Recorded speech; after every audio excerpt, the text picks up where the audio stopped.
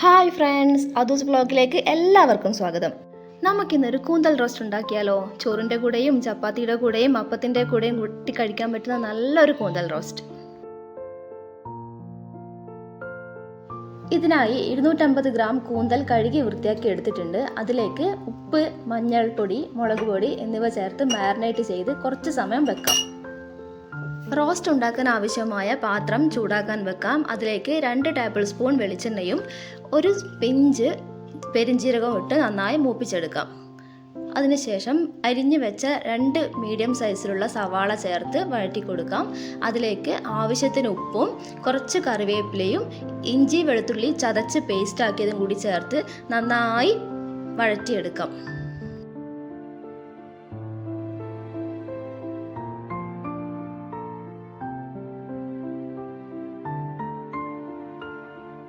സവാള ആവശ്യത്തിന് വഴന്ന് വന്നിട്ടുണ്ട്. അതിലേക്ക് മഞ്ഞൾപ്പൊടി, മുളക് പൊടി, ഉപ്പ്, മല്ലിപ്പൊടി എന്നിവ ചേർത്ത് നന്നായി മൂപ്പിച്ചെടുക്കുക.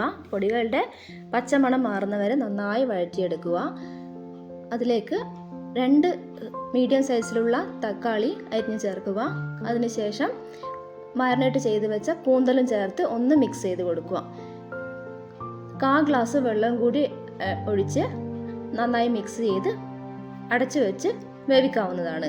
കുറച്ച് വെള്ളം മാത്രം ഉപയോഗിച്ചാൽ മതി, കാരണം വെന്ത് വരുമ്പോൾ കൂന്തലിൽ നിന്ന് വെള്ളം ഇറങ്ങും.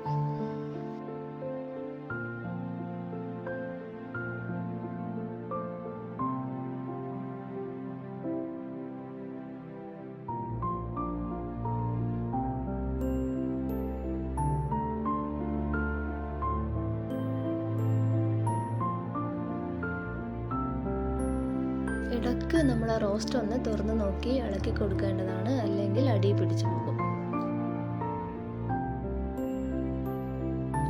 ഒരു 15 മിനിറ്റ് അടച്ച് വെച്ച് വേവിച്ചതിന് ശേഷം നമ്മൾ തുറന്ന് നോക്കുമ്പോഴേക്കും കൂന്തൽ നന്നായി വെന്തിട്ടുണ്ടാവും. എണ്ണയൊക്കെ തെളിഞ്ഞ് വന്നിട്ടുണ്ടാവും, വെള്ളം വറ്റിയിട്ട്. അതിനുശേഷം നമുക്ക് കുറച്ച് കറിവേപ്പില ഇട്ട് മൂടി വെച്ച് ഗ്യാസ് ഓഫ് ചെയ്ത് കുറച്ച് സമയം അവിടെ മൂടി വെച്ച് വെക്കാവുന്നതാണ്. അപ്പോൾ നമ്മളെ ടേസ്റ്റി കൂന്തൽ റോസ്റ്റ് ഇവിടെ റെഡി ആയിട്ടുണ്ട്. ഇത് നമുക്ക് ചോറിൻ്റെ കൂടെയും അപ്പത്തിൻ്റെ കൂടെയും ചപ്പാത്തിയുടെ കൂടെയും ഒക്കെ കഴിക്കാവുന്നതാണ്.